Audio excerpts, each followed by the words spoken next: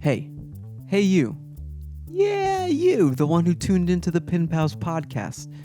Are you looking to get custom pins made super easy? Are you new to the pin game and don't know where to start? Perhaps you don't even know the difference between soft enamel and hard enamel. Or maybe you're a polished pin maker, you've been in the game for a while, but your current manufacturer just isn't cutting it. Well, I got some good news for you. My friends over at Your Stuff Made can help make you custom pins. They are wizards at this kind of stuff. They work under strict ethical guidelines so you know your pins are being produced clean and safe for the environment. Their team actually cares about what they make. And best of all, they're not a middleman. They have direct access and control over tools, machinery, and resources needed to make enamel pins. So this means super low costs and fast shipping times. They are the real deal. And speaking of deals, you know where I'm going with this. I got one for you. If you order custom pins from Your Stuff Made, you can save 10% off your entire order. And with this inflation going crazy these days, 10% can be huge. Especially if you're new to the pin game, every dollar counts. So all you have to do is visit yourstuffmade.com, fill out a quote, and under the referral section, select the Pin Pals podcast. That'll tell them that I sent you, and that's how you get 10% off all your custom pin orders. Once again, the place to be is yourstuffmade.com. Let them know the Pin Pals podcast sent you. So, what are you waiting for? Start creating today. Welcome back to the Pin Pals podcast, the podcast about enamel pins and the people and culture behind them. I'm your host, Eric from Warrior Pins, and thank you for tuning in. Big ups to my Buy Me a Coffee and Discord Pin Pals for supporting the podcast and helping me build this amazing community. You know, I don't think I'd be here without you guys, so thank you. And, you know, it means a lot that you're here, so we're just going to jump right into it. Today's episode features Casey and her pin shop, Plantspace. And if I can be frank, this was a pretty inspiring conversation. Casey seems to be very motivated, goal-oriented, and pretty profound in her approach to pins, art, and life. It was a pleasure getting to learn more about her and her whimsical art, as she puts it. We learned about her pin journey, you know, from her first pins to lessons and tips and tricks learned and picked up along the way. You know, something that I didn't do that, you know, I started doing after talking to her is following some Procreate hashtags on TikTok and Instagram to kind of see what other people are doing, how they're using the program, how I can, you know, maybe follow along to some tutorials in order to get better at Procreate and drawing and just, you know, kind of working on refining that skill. So I thought that was pretty cool. We also have pretty honest conversations about selling on Etsy, you know, different strategies for just trying to get organic reach, and creating TikTok content. Like, that is a whole thing, and you really got to be dedicated. But Casey's mentality and her approach to creating content is pretty interesting, so I'll let her speak for that. If you plan on sticking around for today's episode, all I ask is that, you know, you take a few minutes to rate the podcast 5 stars on Apple Podcast or Spotify. I think you can do that now. You know, if you're watching on YouTube, hit the subscribe button, maybe hit the like, leave a comment, let me know that you liked the episode, that you made it to the end. You know, maybe share your favorite takeaways, try to inspire a conversation in the comments. That would be pretty cool. You could also share it with a friend who's really into pins. They don't necessarily have to be a pin maker in order to enjoy this wonderful pin podcast. But yeah, sharing it really goes a long way, and that would be awesome if you took just a couple seconds to help out the podcast. You know, if you really you can't contain yourself and you're dying to support the podcast even more, you can do so by visiting my Buy Me a Coffee page. The link will be in the show notes, but it's buymeacoffee.com/pinpalspodcast. It's like Patreon, but better, and it's easier for you to support creators like me. There's lots of fun perks and rewards, one of them being access to the Pin Pals Discord server, which is pretty bumpin'. We're doing bi-weekly happy hours. We have lots of just different threads for all different kinds of pin-related content, you know, whether you want to talk about e-commerce, marketing. We just have set up a design critique thread. Is it called a thread? Channel, if you will. Yeah, channel. Sorry, I'm still new to the Discord thing. We're trying to, but it's a thriving, bumping community. We even have a little water cooler talk. If we're in the office and a little chit chat, little small talk by the water cooler, we got a channel for that. We got a channel for everything, and you can get access to that by becoming a Pin Pal supporter via the Pin Pals Buy Me a Coffee page. Once again, the link is buymeacoffee.com/Pin Pals podcast. The link will be in the show notes.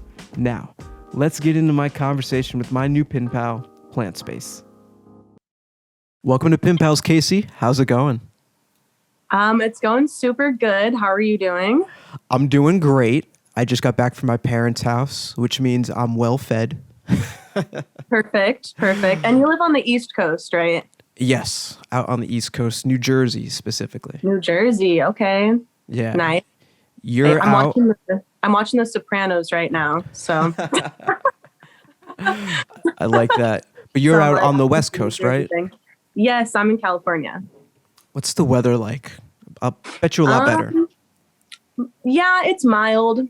It's like, I feel like it's a little bit chilly because I'm a wimp, honestly. But it's in the 60s, like probably like high 60s. So it's kind of warm, but to me, I'm still like in a turtleneck. Like, yeah, okay. I got you.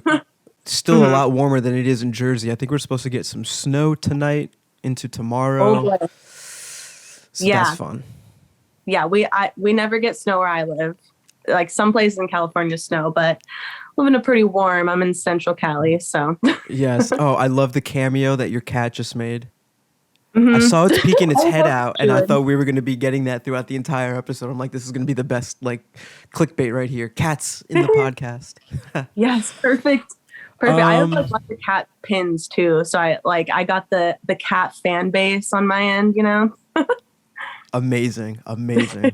All right, so let's just jump right into it. Why don't you tell our listeners a little bit about yourself and your pin shop? All right, so my name is Casey, and I'm 26, and my brand is called Plantspace. Still pretty new. I started in May of 2022. I'm still I can't even remember that it's 2023 now. What year? You're forward a year. Wait. Oh my God. This is ridiculous because I did the wrong year on my last reel that I posted too. Oh my God, 2021. It's 2022 right now. I'm pretty sure I've mixed it up a bunch of times as well. I think on the podcast too. It like COVID blur. I know. And then I just wrote my goals for next year. So I was writing 2023 on the paper because that's the finish line. So I'm just thrown off. You're manifesting some you're working on next year. Basically. Yes, actually, you can see this little piece of paper here. That's my little sort of manifestation note to myself. That is what's up. I love seeing when people write down their goals or whatever they want to achieve or just stuff that you need to see every day that keeps you motivated. Yes, exactly. Like that act of writing it down made me think it was the year 2023, apparently. But but yes, the act of writing it down, makes it a little more reachable in your mind and just helps you to remember exactly the goal and everything. So yeah, that's awesome. That's my little goal there. But I love it. So I started in May of 2021. So just short of a year, but yeah, I make enamel pins mainly, but also stickers and illustrations and things like that. But yeah, everything is original designs by myself. I like to do super colorful, wacky, kind of psychedelic stuff. I love creating characters too. So I I have my mushroom cat character that is kind of my baby right now, but also a bunch of other characters that I've created and made into pins and stickers and stuff like that. So that's kind of the gist, just the whimsical world of my art. Well, I love it. I got to say that I was pretty drawn to it. It was your whale pin. That's what That's what did it for me. The Plantspace whale pin, and then I see that you have like the whales need space pin. I love Yeah. whales, and Me too. it reminded me of a humpback whale pin that I made, like way back when. Like, I gotta get one Nice. of these. Oh, oh, Oh, oh, oh, oh. Because like super I'm using zoom. like a DSLR. It's weird, Whoa, but it does look similar. yeah. It's So I cool was like, because mine is a humpback whale too. I mean, like, it's a whale, but specifically in my mind, I know it's a humpback. So that's cool that yours is also a humpback whale. hold on, I gotta fix this. It's weird because like That was close. it like zooms in when you're trying to zoom in, and it's set to manual focus. So like I don't have like the best reach Uh-huh. for it, but the perks of a one man show. But anyway, Right. I was drawn to that pin, and then I just kept looking at all your other stuff, and I'm like, this is fun, this is cool. Like this is, I don't know if we've had like artists that kind of design this fun, whimsical, like I don't, not surrealism. I don't know what kind of like art lingo I'm trying to talk about right Yeah. now, but like it's I cool, think it it's would fun. fit to that. Yeah. Thank Yeah. you. Yeah. The whale pin was the first one I ever made too. So it's got like that special spot in my heart, kind of. I honestly, I think that's what draw me to it. I'm also remembering the first time I saw your website, and your logo goes from whale to plant space. Yeah. That's hella I'm cool. proud of that. Yeah. That's an animation that I made on Procreate, which is like just an app for iPad. But yeah, I made that animation and I'm proud of it. It is really cool. I just started getting into the world of animating on Procreate.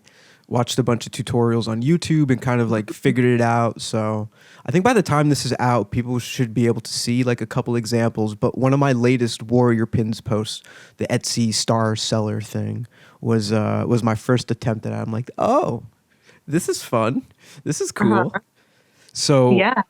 is Procreate what you use to design everything?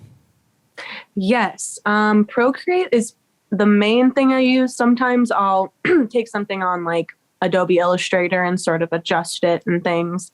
But all of the main concepts and everything are first going to be drawn out on Procreate. Okay. So, yes, I'm a big Procreate fan. Yeah. Procreate's great. Do you have right off the bat? We're gonna hit the listeners with the tip.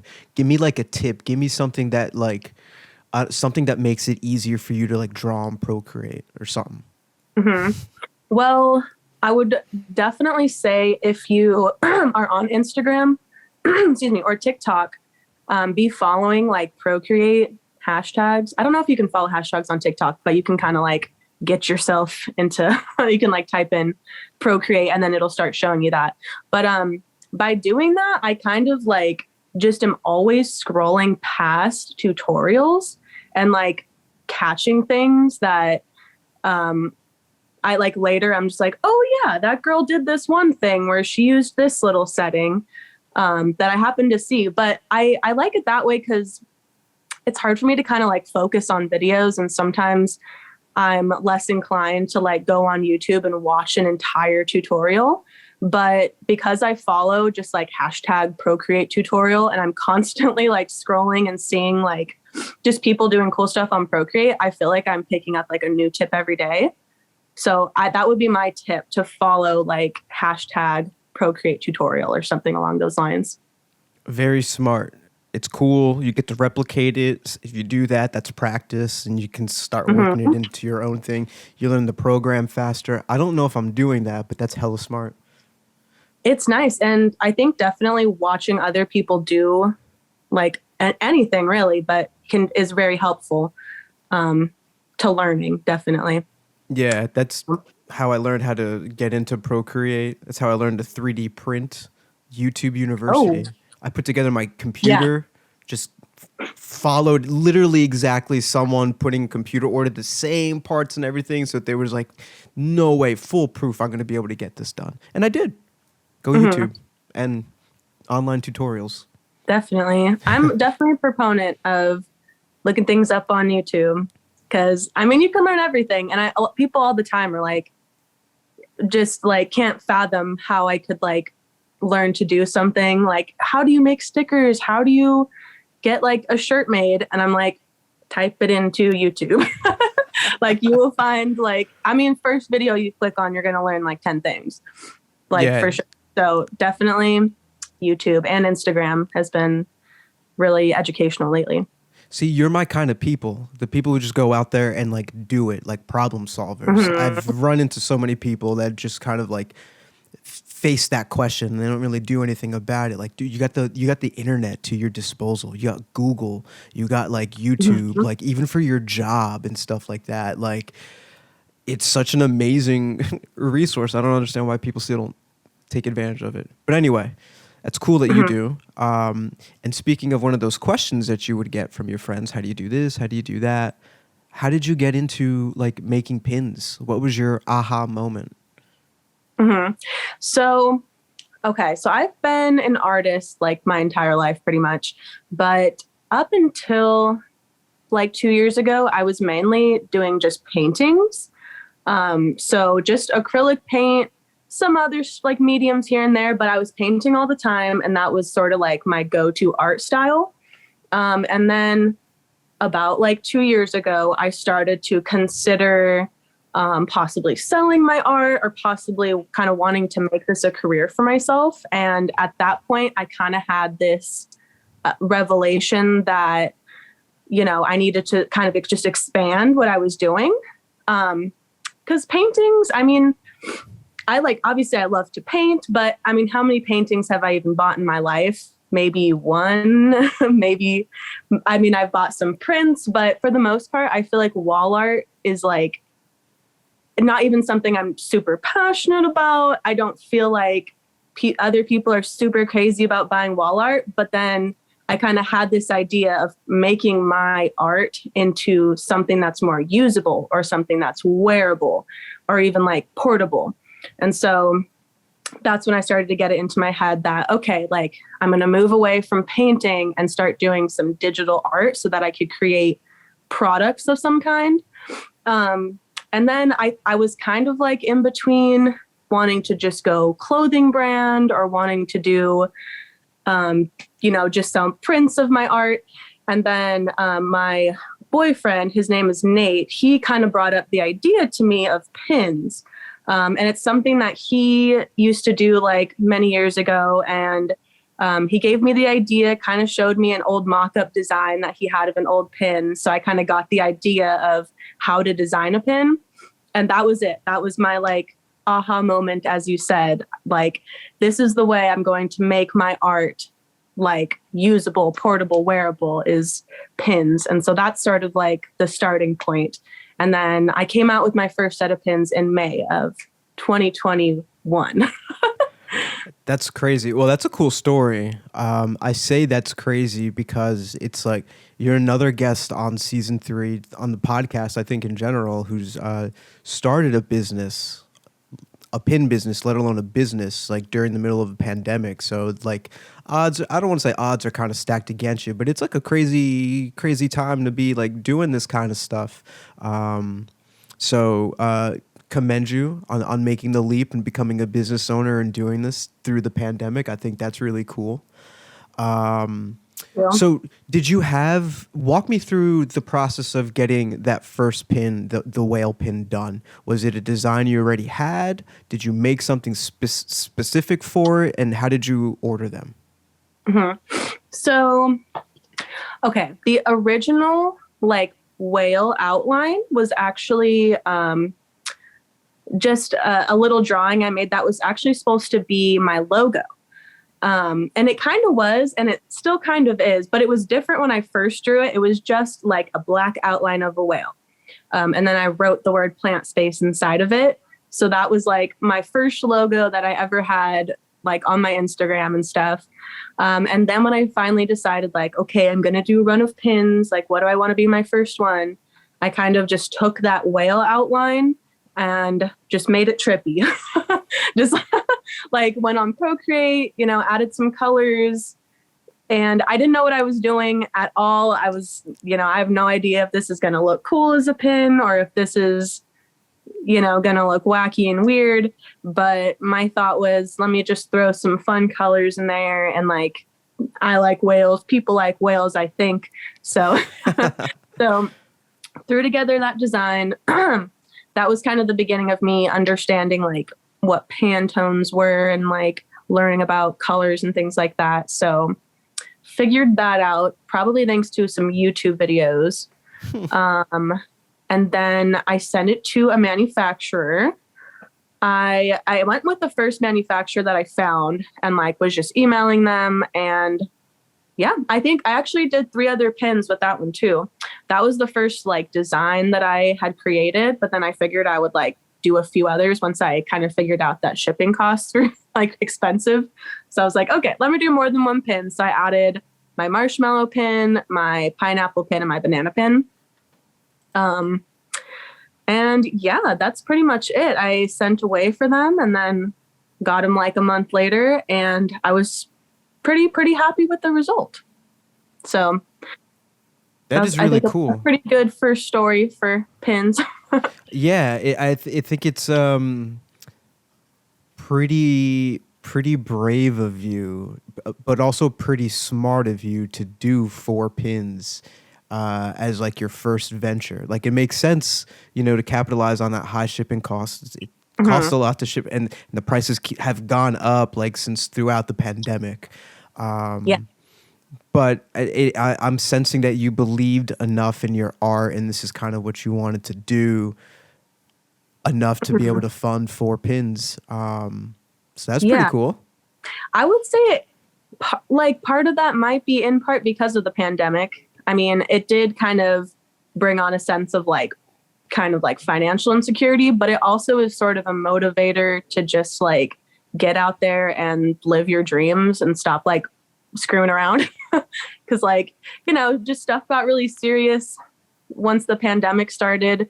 And once like the very beginning of it, I was a waitress and like just awful. Honestly, I feel so bad for any like people working in the food industry right now. Cause it was just like, just not how I wanted to spend my days, especially during a global pandemic and everything. And that was like the push I needed, honestly, to be like, you know what?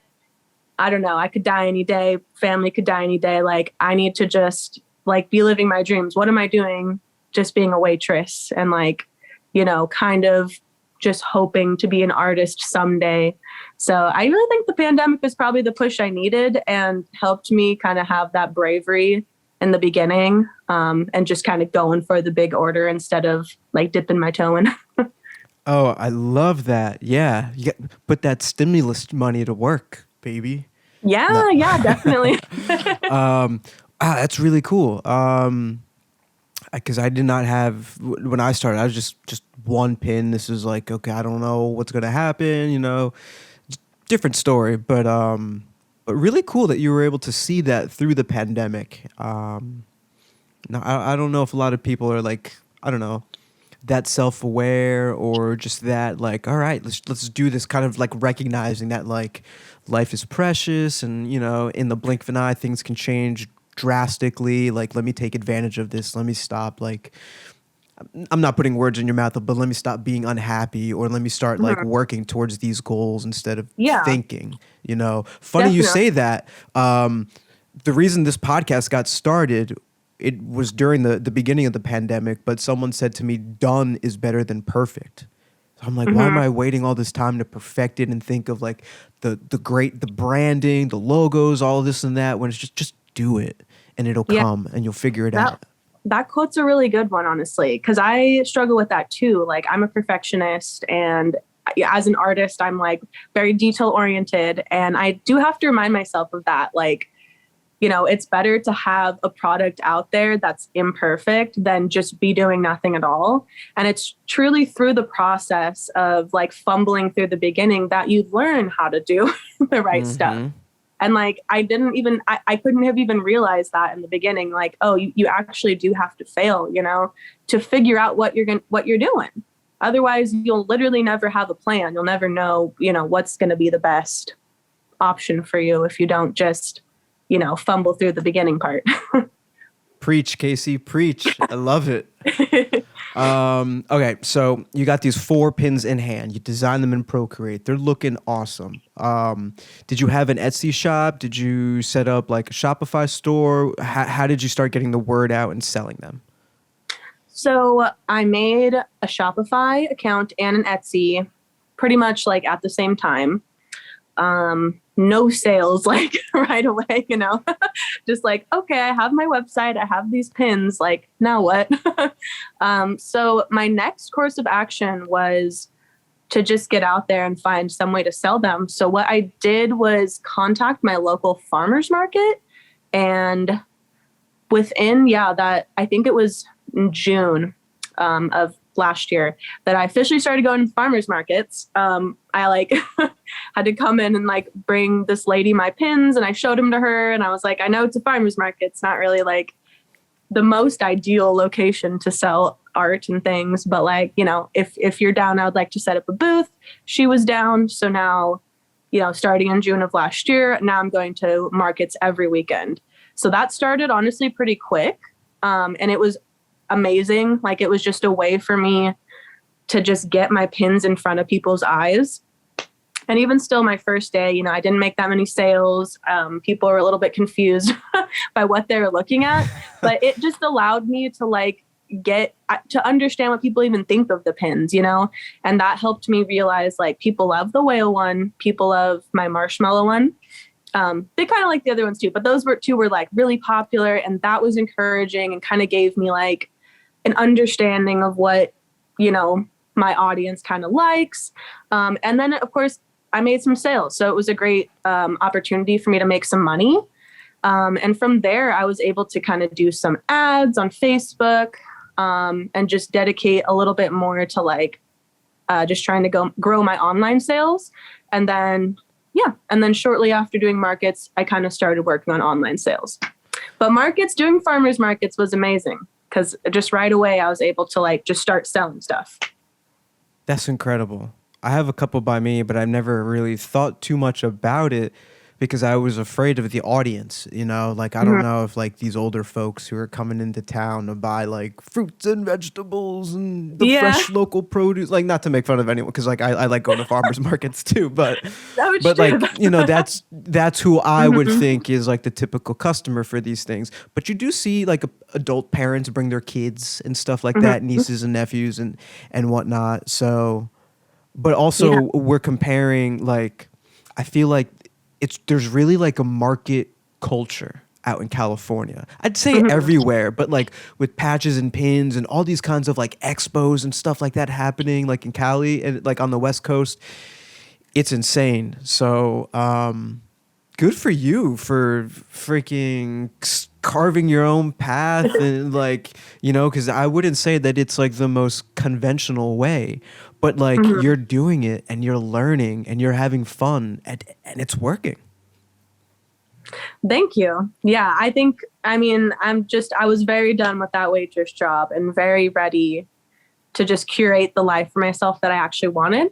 And I'm a big proponent of taking responsibility for those kinds of things, like your own happiness, for example. But yeah, just making the choice to quit that job and start this has entirely changed my life. And I'm really happy that I made that decision to kind of take responsibility and not, continuously wither away in the food industry, just like hoping to be an artist someday. I feel that.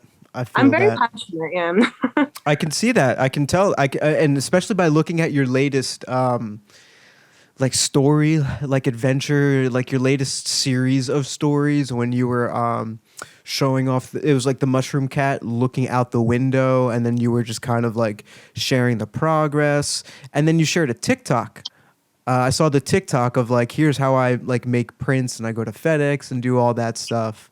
So like I could just sense like the passion and like the excitement behind all of it. So, and that's what, it made me even more excited to talk to you. So, thank you. Yeah, of course. I want to talk social media because I feel like you're doing a pretty good job. What's your approach to, I don't know, figuring out what to share or how to share it. Like, is this a post or should I make a TikTok or anything like that? Just kind of want to like pick your brains on like social media Mhm. strategies and stuff like that. Yeah. Well, I'll definitely say I'm still a newbie with it, and like every day I'm learning new things, and sometimes I think like I'm getting a hang of it, and then the next few posts don't do well. So it's definitely like learning in progress, but let's see here. I would say lately I've been trying not to be too much of a perfectionist. I know like we talked about that, but before I felt like kind of in the beginning of my social media journey, I would be putting in like a lot of time and effort on reels and TikToks and like posts that were not even doing well. And it was weird. It's like the less effort I put in sometimes, the better something will do. I don't know if you felt that yourself. Like you'll post a really well thought out reel and just like doesn't do well. And then you literally just like zoom in on something with like a song in the background and it blows up. And you're like, So what? weird. So I think what really helped me was just like, okay, I'm not going to think too hard. I'm just going to post stuff. Like I'm just going to take pictures, post them. I'm not going to like overthink it. I'm going to try to post like frequently, because the more I was thinking about it, like days would go by and I would like not have posted. So yeah, I think I started to definitely post more frequently, and that allowed me to just take in a lot more information. So then at that point I was able to see like, okay, like the reels where I'm showing my face, like those ones are getting a lot more views. The reels also where I'm like just very simply showing a product, maybe like move it around in the sun a little bit, those ones are doing good. So yeah, I think just kind of like allowing myself the freedom to just do whatever allowed me to actually figure out like what was working. So yeah, I would say like if I were to give a tip to someone, just calm down and post something. Calm down and post something. That should be on a shirt. Mm-hmm. I like that. Yeah. Yeah, I can definitely relate. I can definitely say that spent hours like in Photoshop working on a graphic, or maybe you're cutting out a pin or something like that, and then you Mm-hmm. custom design like a background for that photo, and then something that you post on your phone just like blows up. You're like, what the frick? Yeah. We You can curse never on this know. podcast, but yeah, Okay. you never know, and that's like you just got to live with that, I guess. I don't Yeah. know. I agree. I think that's something that's like a hard pill to swallow, because I see people all the time that are like, the algorithm hates me, or like I'm shadow banned for sure. And it's like, I mean, just keep posting. Like you never know. Some things I think are going to do great, do terribly, and then like, like we've said, random stuff blows up. So you never Yeah. know. And I think kind of like the what's going on Instagram these days is a lot less polished and professional than like things I used to see 5 years ago and before that. So just being yourself seems to be a big asset nowadays, like not putting on a weird show, just kind of put the phone in front of your face and just be yourself, and people seem to like it. Bingo, bingo. I don't know if you've listened to many episodes of the podcast, but that's what I say. And that's what I've like really started to like lean into. People, and I'm sure you can agree to this, people like seeing the face behind the brand. They like being able to like relate to that person. Maybe they see a little bit of themselves in you, or maybe they see a little Mhm. bit of who they want to be like in you, or I don't know, maybe there's something annoying about you, but then they can't stop watching or something like that. But Mhm. like, that's the kind of content I think people naturally gravitate towards and like and will engage with more. So Yeah, it's cool to hear that that's kind of working for you. definitely. Yeah, I think the transparency is nice too, because as a consumer myself, it's cool to see the behind the scenes and the person who is, making the money Hmm. behind the whole operation. So I appreciate it. I like the transparency that I'm seeing on Instagram nowadays. What's the deal with TikTok? What works on TikTok? What doesn't work on TikTok? It Oh, take up so much time too? you're asking the wrong person. Like I I don't know. TikTok is an enigma to me still, but I'm trying to figure it out. It's sort of on my goals, or on my list of goals for this year, is get a handle on TikTok, because it's tough. I don't know, like the content that I find myself watching is like kind of out of the realm of things that I would make, because I just watch like funny stuff, like just like people just making jokes, story times, like funny stuff caught on camera. And I'm like, I don't know, that's weird. It's hard for me to imagine translating that into like me trying to sell my pins to people. So I'm still learning on that. I would say so far I'm just kind of sticking with the whole be yourself, kind of just be normal thing, and I'm gonna see where it goes from there. But I'm still pretty new with it. Okay. Yeah. I feel the same way too, in terms of when I watch the content. I'm just, I don't know, after a couple minutes, I'm just like, why am I still watching this? But then I see other bigger brands kind of emulating what I'm seeing like there, or just taking that audio, but like somehow relating it to their business. And then I just get like, is this really what I have to do in order to like grow and be seen? Do I really have to like do these trends and start dancing in order to get like the views and the likes and stuff like that? Like, will I finally like go viral if that happens? And it's like, I don't know if I want to stoop that low. No offense to people doing it, but like, no, I feel that too. Yeah, there's a lot of things, that feel a little bit funny like that.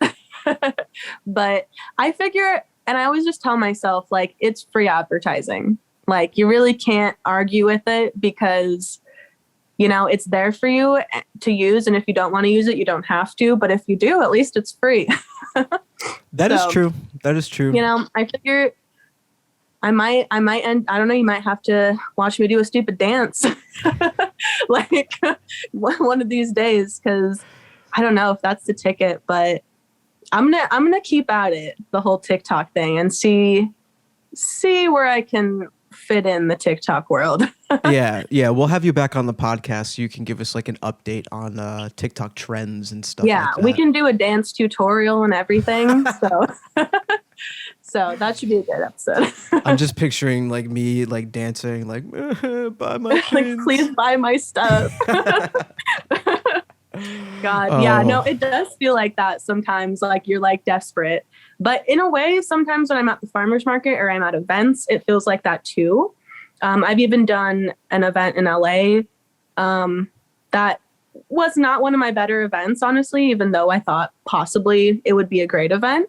But sometimes you got to do that. It's like a little bit, in a weird way, embarrassing, because it's like I'm sitting out here with my wares. I'm like a little merchant and like a bunch of people are passing by me, giving me like kind of dirty looks, but like, you know what, this is my dream. And if it takes me having to like embarrass myself sitting on like a corner side with my stuff, then like, that's what I'm going to do.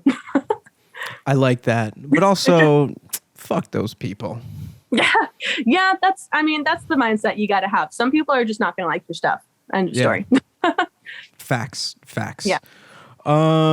So let's see. You mentioned that you were on Etsy.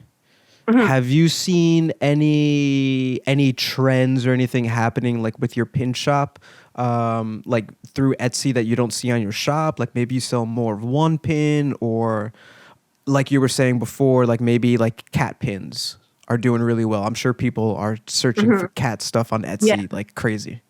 Yes, definitely. I mean, the cat pins are like my best sellers on both Etsy and Shopify, but Etsy, I think Etsy's kind of the Wild West for me too. But what I've learned about it is definitely like having more listings seems to help. Even having like, I mean, I still haven't, I've done this once, but I'm still kind of like experimenting with it, but having multiple listings of the same product, but with two different pictures. So you can kind of test out two different main photos. But doing things like that, essentially like increasing your amount of listings simply by using a different photo. So that way, when people search like mushroom cat, there's just a higher chance that you're going to show up because you just have more listings with that tagged. So that's helped me out. More listings. It's kind of lame, but I put a bunch of tags in the listing title. I don't know if you've seen that, but that's kind of like what you got to do now. I feel like it's kind of silly, but it helps big time. Just like instead of putting mushroom cat pin, putting like mushroom cat pin, mushroom psychedelic, cats, calico cats, funny cats. I don't know, like just throwing in any word that might be related. And like, it just helps more eyes, see your products. So yeah, that's pretty much what I've learned. Okay, interesting. That is very interesting. I've always was curious if there was a way to do some sort of like A/B testing on Etsy. I don't think there's anything that you can do on the back end, but setting up different listings, Yes. and then maybe like tweaking the photos or putting up a third list. I don't even know how you would do it. Like if you want to test like the title too, you probably have to pick one variable and test that first. But that's pretty cool. That I want to try that and see. Okay. Yeah, it's nice. Yeah, it's a good way. I wish that they had some type of A/B test on there, but yeah, essentially you can accomplish that by just duplicating your listings and, like you said, changing some type of variable and seeing if it helps. So it's pretty smart, but you do a great job. I like your pictures. They're very colorful. They pop out. They stand out against like the white background of Etsy. So that's working to your favor too. Thank you. What does success look like for you? That's a tough question. Success. I guess in the most simple terms, it is me accomplishing the things that I set out to accomplish, which is kind of new for me in general, honestly, because I have not been like a to-do list person or like accomplish things on a planner type of person my entire life by any means. It's only really now that I'm in my later 20s and I'm kind of getting a grasp on like what career I want and everything that I'm like I lost my train of thought a little bit. But oh yes, my goals. But now I'm starting to like actually write things down and hold myself accountable for it, which is just like, it's so simple once you do it. And I think I started really simple too. Like, okay, I'm going to do a short journal entry, every day. I'm going to read 10 pages in my book and I'm going to draw for 20 minutes. And like, and that way, just having the task set out, I actually can know if I'm doing good or not. Because before I made goals for myself, it was like, I'm doing all right, I guess. But really, there was no standard at which like I was holding myself. So yes, to answer your question, like success for me looks like accomplishing the things I set out to accomplish. And that really like, it gives me a sense of like being able to trust myself, which is kind of deep, but it's real. I mean, before when I would like say like, oh, well, I'm going to work out today. And then I didn't do it. I didn't realize how much that was actually like bringing down my self-esteem and like bringing down my sense of trust in myself.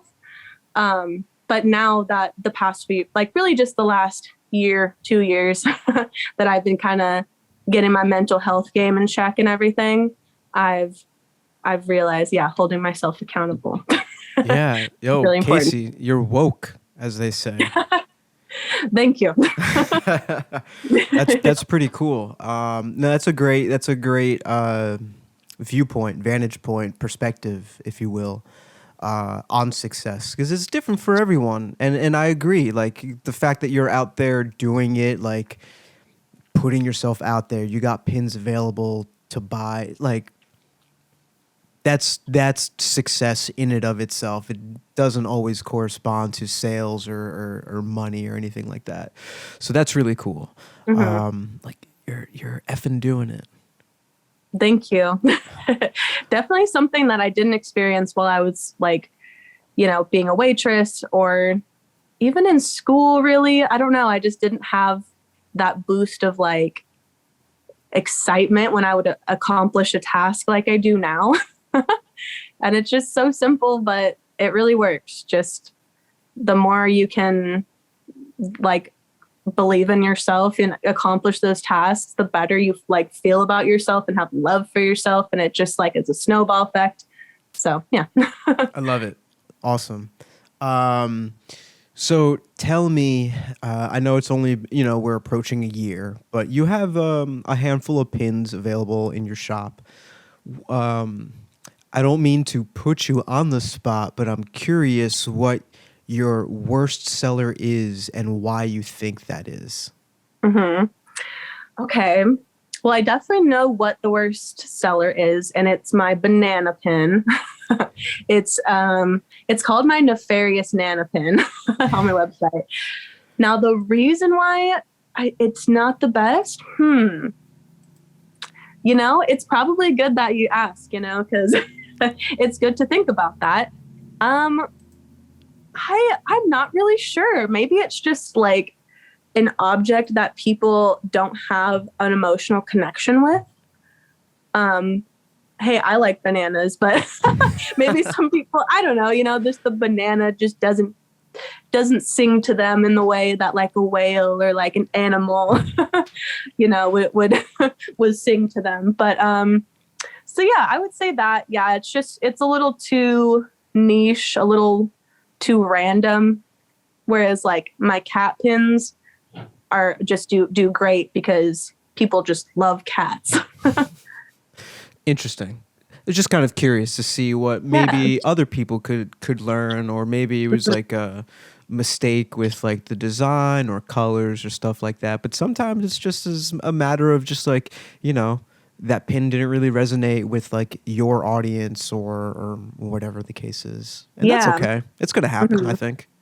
It's true. And you never know like what's going to do good, because pins that I thought like they showed up. There's one that it's called my skate ghost pin, but it's a little ghost in roller skates. And when it came, I was like disappointed. It didn't look the way that the mock-ups had looked. Like it was just a little chunkier and less refined and everything. And I was like, like this is not going to do well. It's not what I envisioned. And then it ended up doing pretty good. Honestly, like I would say probably in my top 5 like best sellers.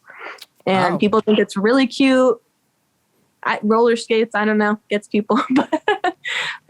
So you never know. I don't know. I thought the banana turned out perfectly, like exactly how I wanted it when I did the mock-up design. But to this day, it doesn't, I don't make a ton of sales on it. So yeah, bananas in it, I guess.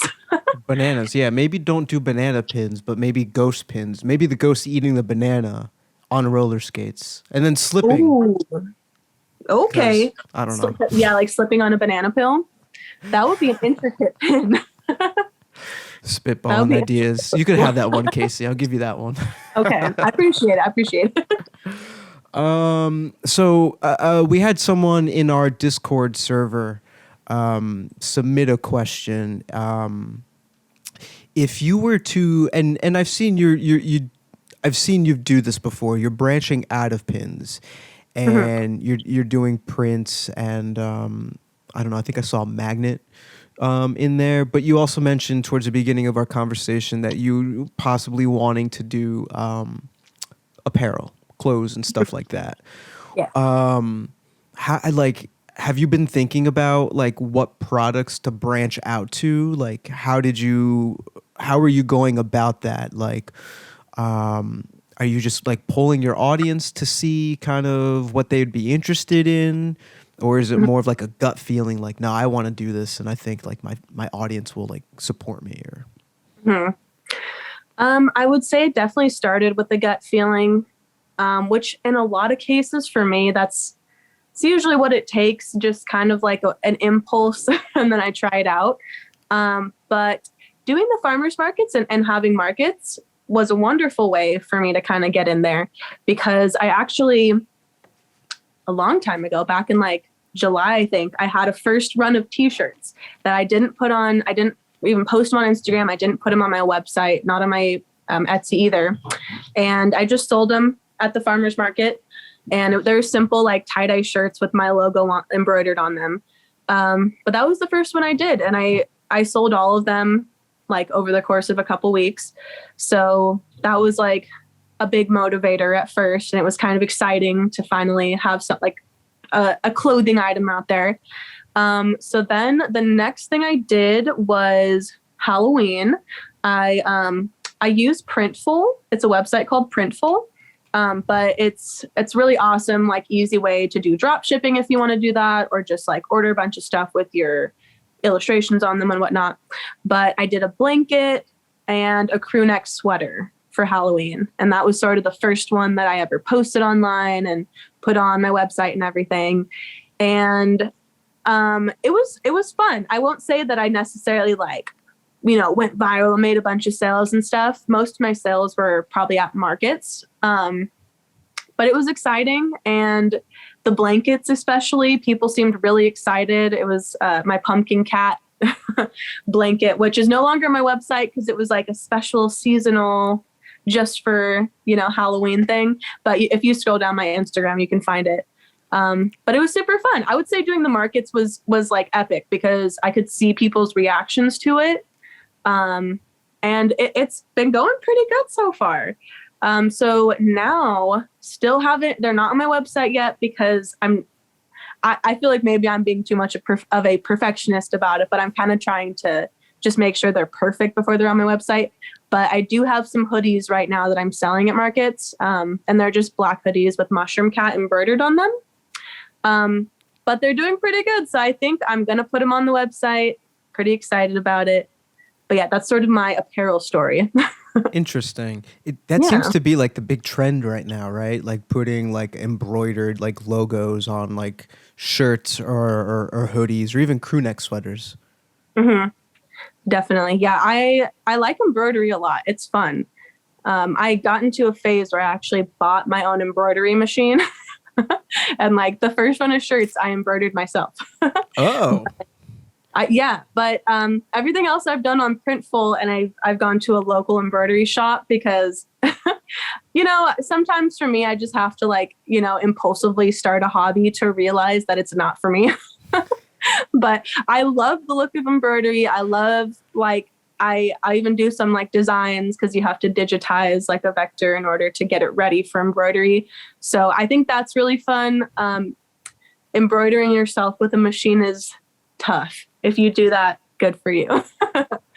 But yeah, embroidery is really cool. Yeah, I love that. Just diving into like a new hobby, a new craft or whatever, and just kind of like, like the pin shop and stuff like that, just kind of figuring it out by doing it. And and that's really cool that's like still continuing. You're still trying to do that, and you're trying to like, expand the Plantspace family, if you will. Mm-hmm. Yeah, and that's kind of been my goal from the beginning, was to just kind of like design anything and everything, but just like, under the confines of it being my art style. So pins is like a wonderful place to start because it's like the gateway drug of of designing, because it's pretty easy. It doesn't take like a whole lot of time or skill to do it, but then you end up having like a little 3D thing that you get to hold, and it's something that you created, and it's super exciting every time a new pin order comes in and you get to see something that you've drawn like in front of you. So yeah, that was my gateway drug into wanting to do more and wanting to see my designs as blankets and sweaters and just everything. So I love that. That's really, that's really funny, but it's true. That feeling doesn't get old. Mm-hmm. It doesn't. It's definitely like a big motivator for me as a designer. Just, I don't know, I'm just elated every time I see a new product. Yeah. Oh, for sure. I'm actually I have some pins being sent to me, but they're being shipped through FedEx, and I guess this time around I have to like sign for them, a manufacturer. Mm-hmm. But since I was at my parents' house, I missed them. So, but while I was there, I was just like, oh my God, I need to go back home so I can get these pins. I'm going to do quality control on these pins. I get so excited, and I check the tracking to see if it's been delivered. I'm like, delayed a day? Are you kidding me? Uh-huh. Oh no. Like, yeah, like I like it's like I need another hit. I need those new pins to come in. Yeah. There was a time it was like a same situation, and it was set up where they like text me when they're like, oh, your shipment's going to be delivered today. And I was like getting on a plane, and I had just sat down like on the plane about to, not have cell service anymore. And I just got that text. Like that was the last text I got. And I was like, no, like it's going to get to my house and I'm not going to be there. Oh. And then, then I'm in the air, and like, there's no going back. Like, I'm just going to have to wait till I get home. And that time, because I had to sign, they didn't even like leave it there. So I had to just like, figure it out and get it at a different time. But that was sad. I was like, no, I need my pins. It's a stuff only, I want to say pin makers can relate to, but I guess artists in general, when they're making like, products and stuff like that. Let's see. What's something that you wish you had known when you first started your pin company? Maybe something that you learned throughout your journey. Let me think here. What would I like to have known?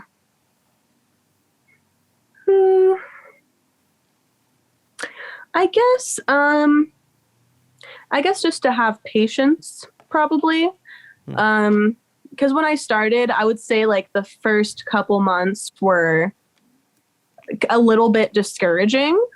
Because I would see like, oh my God, these people's posts are getting tons of likes, or, I was kind of like comparing myself to like everyone and thinking like, oh my gosh, why am I not getting sales? Am I not good enough at this? Am I not good at pins? So I think like just learning that like, okay, it's going to take time. You're not going to, go viral on day one. You're not going to like be sending out a bunch of sales, on your first week. And it literally only by the act of doing it will you learn how to do that. So yeah, I would just say if I knew like, that it's going to take time, and patience is really the key, that would have helped me kind of get out of that discouragement in the beginning. That's pretty, yeah, I like that. I wish I had that too. But also another thing that you said, like comparing yourself to like other brands that are like their posts are blowing up, and then you start to thinking, oh, they must, get a bunch of orders from just like this one post and stuff like that, and you're comparing yourself to them. It's not really like an apples to apples comparison, but still in our head, like it still like bothers us. It's like we want a piece of that, or like maybe if I had that, like I'd be so much happier. But like you're just totally like you're building a different community. There might be some overlap and stuff like that, commonalities with your audience and whatnot, but you're still like on your own trajectory. So it's really important that no matter like what you're working on, like it's really hard to compare it to like something else because it's yours, not theirs, Yeah. It's really hard not to get stuck in that trap of comparing yourself. But then you got to think too, like these big brands probably, have gone through their own hell and back to get to where they're at now. And, it's like everyone's on their own journey, and I'm only going to figure out what works for me by just continuing.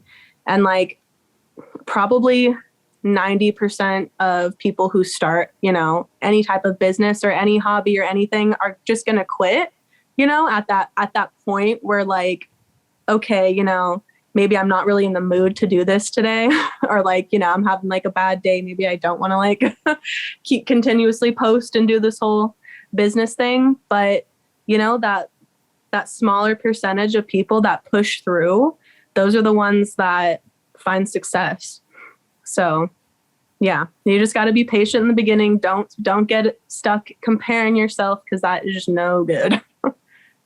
I love that. I think I'm going to turn that into a clip. And by me saying I'm going to turn it into a clip helps remind me to turn it into a clip. So note to future Eric. Okay. Eric, you better do it. Okay. I like that. Pins by Charlie. They are a supporter of the podcast, and pretty good friends of mine, two dudes who make up the Pins by Charlie, the brand. They submitted a question, and I find it pretty interesting. Who inspires you, or what inspires you to just kind of keep doing what you're doing, to get past those like tough days and stuff like that? Mm-hmm. Well, lately I have been kind of getting into reading. I don't know why I felt like an imposter saying that just now.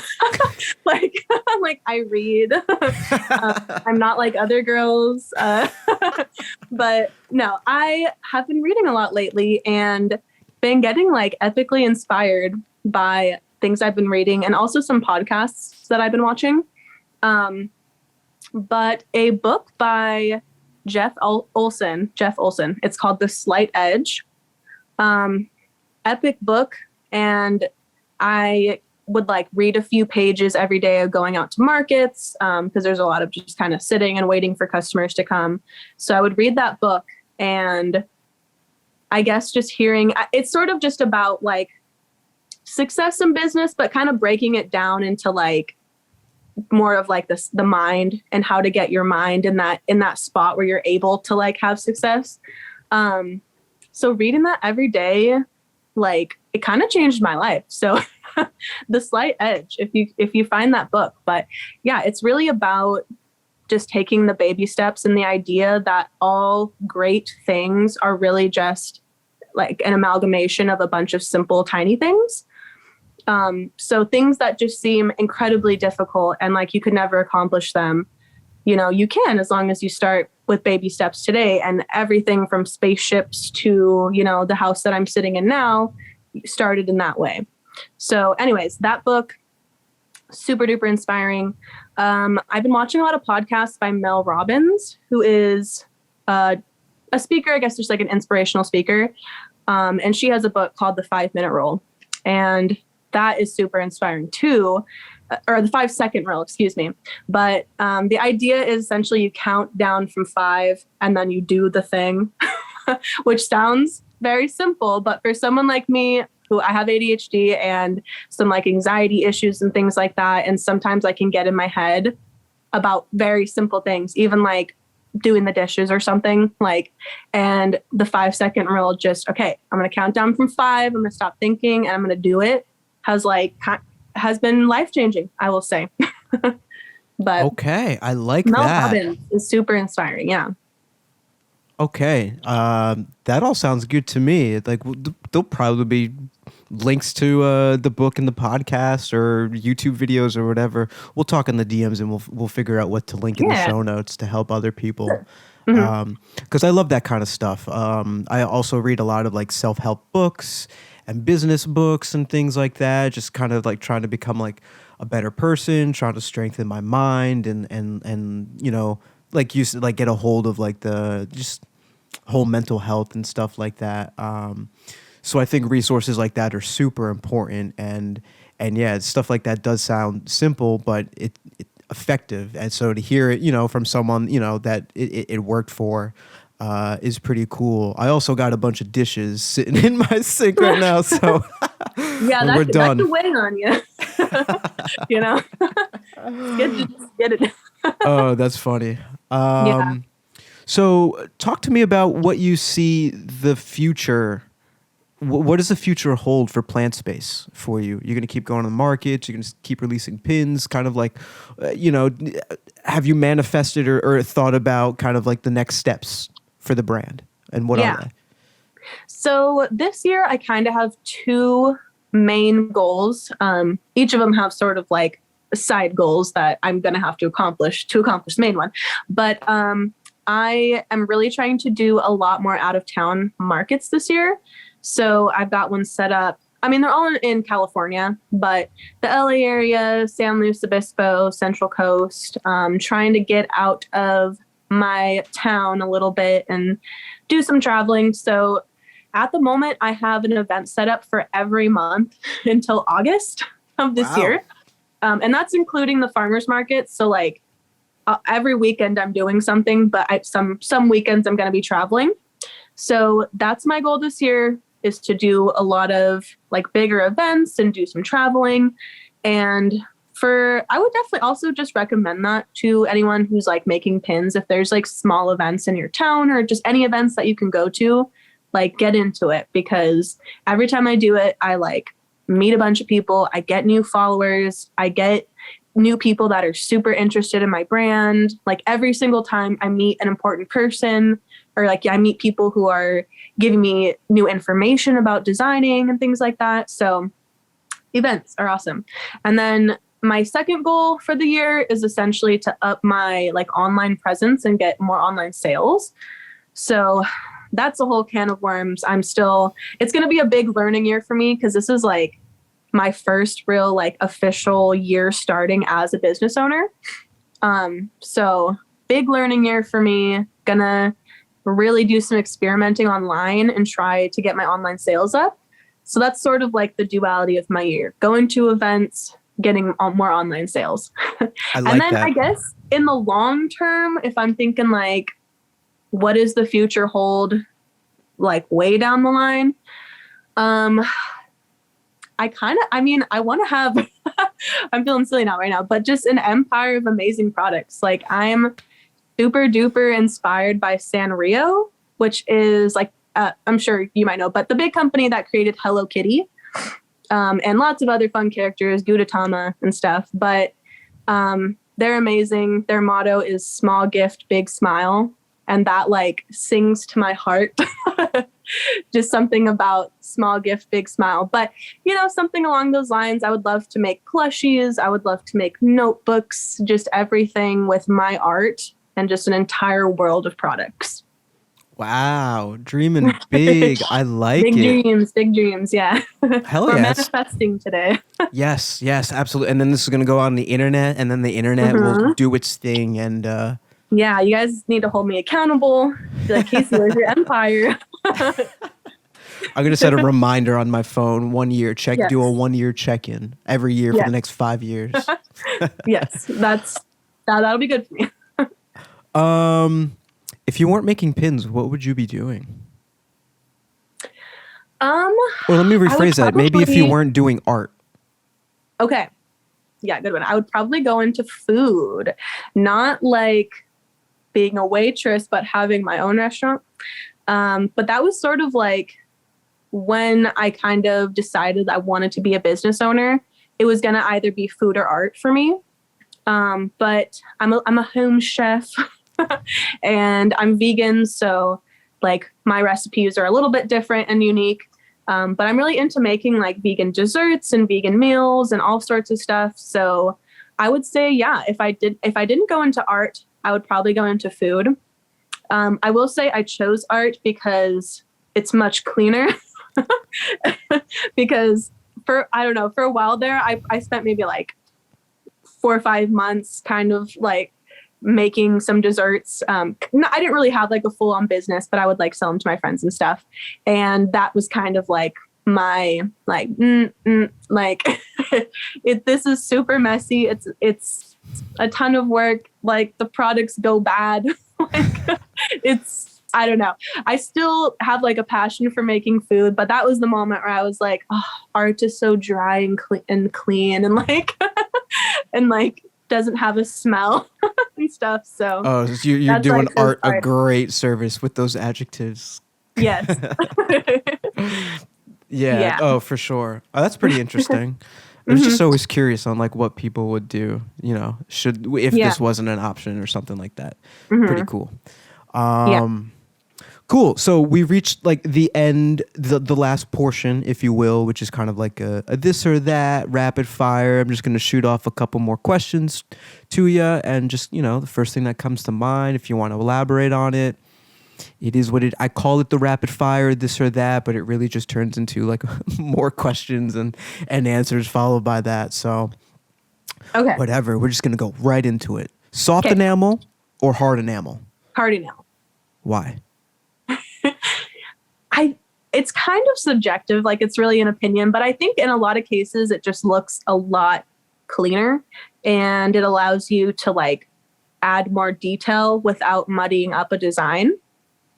I couldn't tell you why. I just feel like somehow like the dips that are in the soft enamel kind of adds another textural element that can get a little busy. But I haven't posted it yet, but I do have one soft enamel pin that's going to come sometime soon. But every other one is hard enamel. And I just think it looks a little cleaner, a little more refined. Yeah, I have to agree with you on that. It does look a little bit cleaner, a little bit more polished, a little bit, I like to use the word, a little premium, sleek. Yeah, Just looks it does. Yeah, I will say like some designs lend themselves to a soft enamel look. Like if you're going for something more gritty or like a cool, edgier kind of look. But I think if you're trying to create the clearest image, probably hard enamel. Yeah. Yeah. Well put. See, I just elaborate and just go on that answer, and it does not become a rapid fire or anything like that. Dyed enamel pins or glow in the dark enamel pins? A glow in the dark. Okay. that one took me longer. Rubber backings or butterfly metal backings? Neither. Locking backs. Hey, that's the right answer. I like that. Are you hashtag pin game strong or hashtag pin game proper? Pin game strong. Are you a hashtag pin addict or hashtag pin collector? Pin addict. Nice. I like that. She's not afraid to call herself a pin addict. Yeah. Where's your favorite place to wear a pin? Oh, favorite place to wear a pin? You know what? Coffee shops, because every time you wear it to a coffee shop, a barista will like look at it and be like, "Ooh, girl, I like your pin," because baristas love pins. Like, make a coffee pin maybe if you're searching for a design out there and you're a pin person, because like walk into a Starbucks, those girls and guys up in there, they got pins. They like pins. So wear your pins to Starbucks. That is hilarious. I think you're right. Absolutely.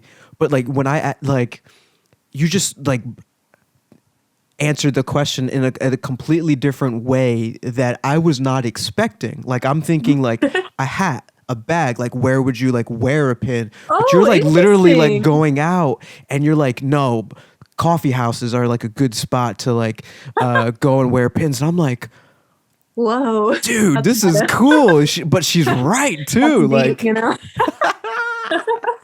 That's funny. Was not expecting that. I mean, love it. Spot wise, I would say backpack probably.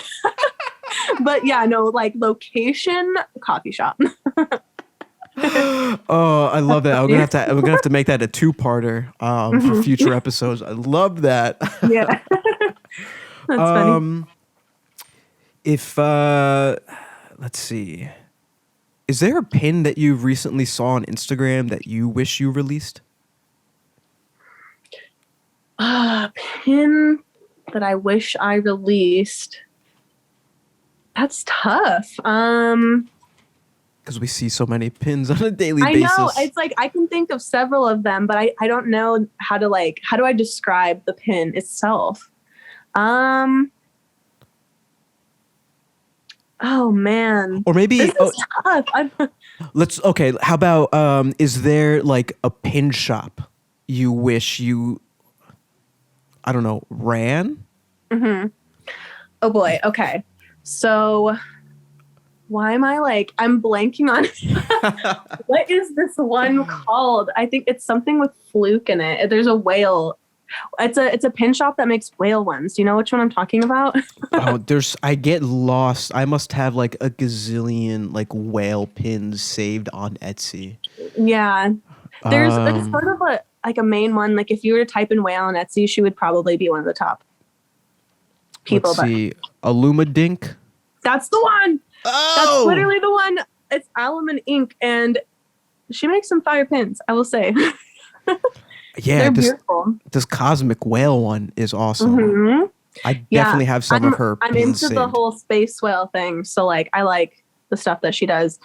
Yeah. So her shop, Strike Gently Co. I would say if it was like, hey, which one do you want to just have? Like, Strike Gently Co. That's mine now. Don't tell the guy who runs it. No, I'm sure he would find that flattering. It's pretty cool. But yeah, these whale pins. That's funny. The one that I pulled up, I actually have favorited on Really? Etsy. That's funny. Yeah, she's like good on Etsy. But you know what? I actually have a funny story. Speaking of Strike Gently Co. But there was a time, so we use the same manufacturer. I was not aware of that, but we use the same manufacturer. And there was a time that they accidentally sent me 100 of my pins on Strike Gently Co. backings. Like the little card that, you put your pin on. My manufacturer will do that for you if you ask them and pay them to do it. Mix up in the factory, but 100 of my pins showed up like as if they're Strike Gently Co. pins. Oh, wow. Yeah. That's such a weird mix-up to have. Yeah, I had to just take them off all the backings, and like I just have a whole bunch of Strike Gently Co. backing cards. But super weird. Yeah, okay. I've never heard of that kind of a mix-up happening. Interesting. Yeah, it was kind of surreal because it was like, wait a second, like it's weird to see your design on someone else's backing card. Like it's surreal to look at it because you're like, whoa, like, this is weird. This pin, but it's mine. That's pretty funny. I like that. Yeah. What's your favorite pizza topping?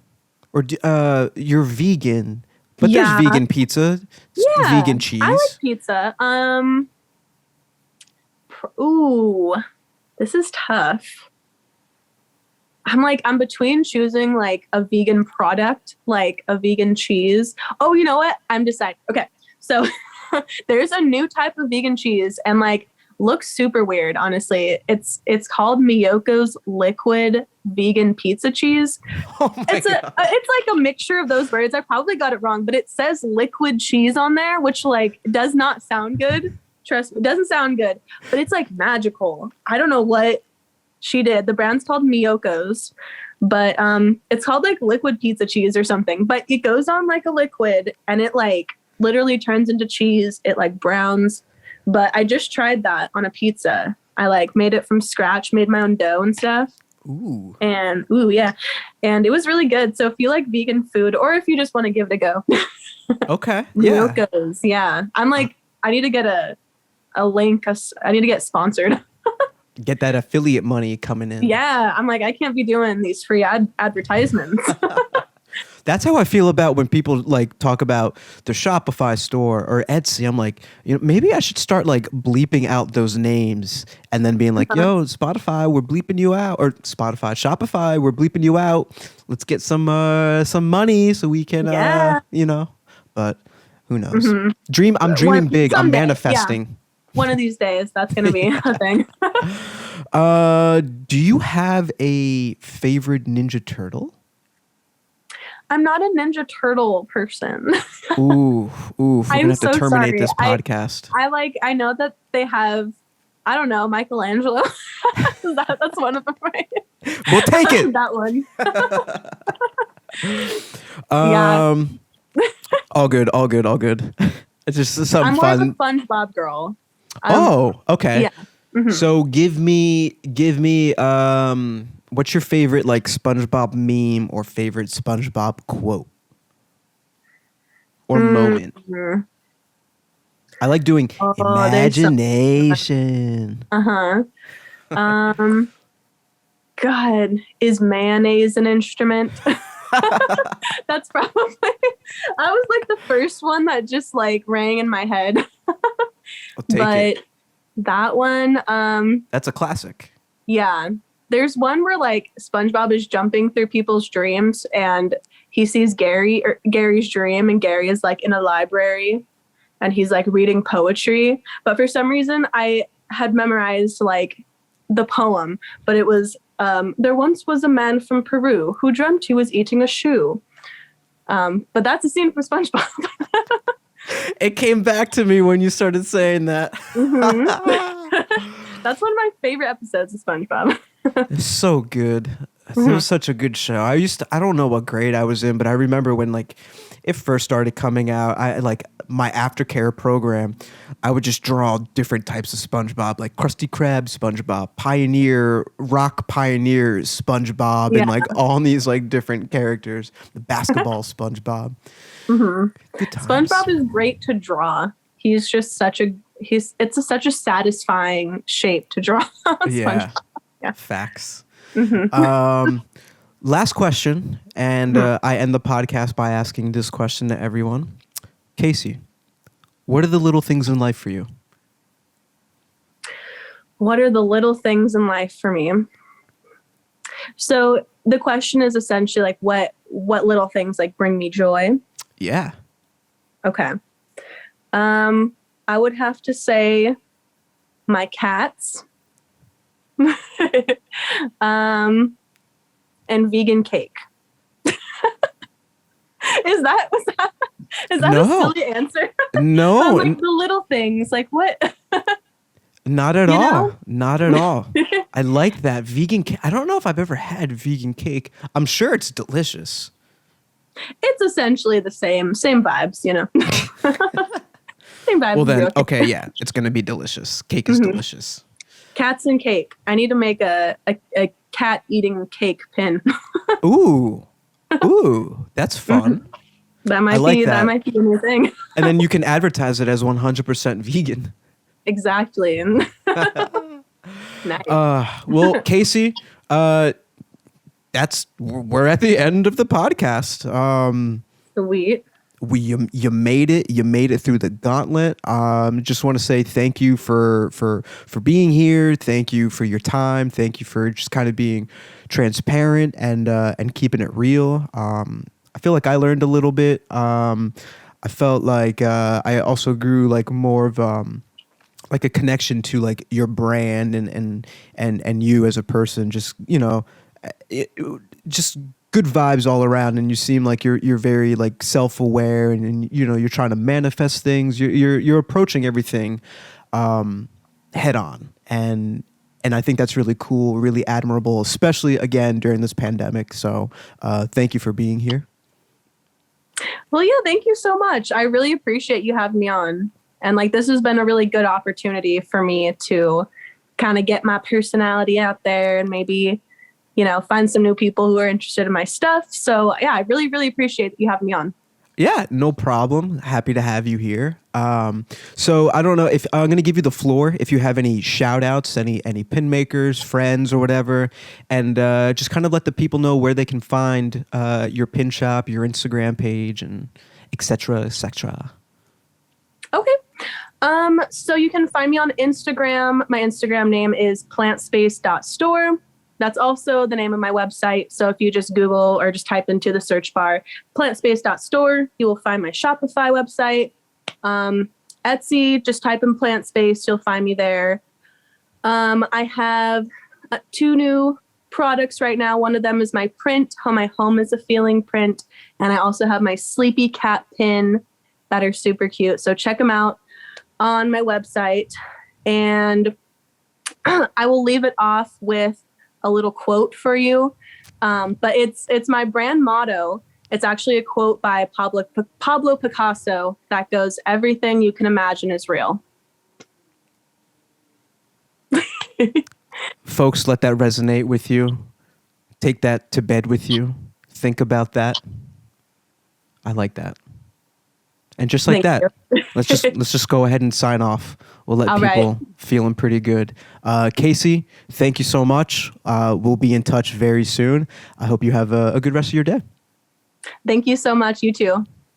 Bye. Bye. Have a good one.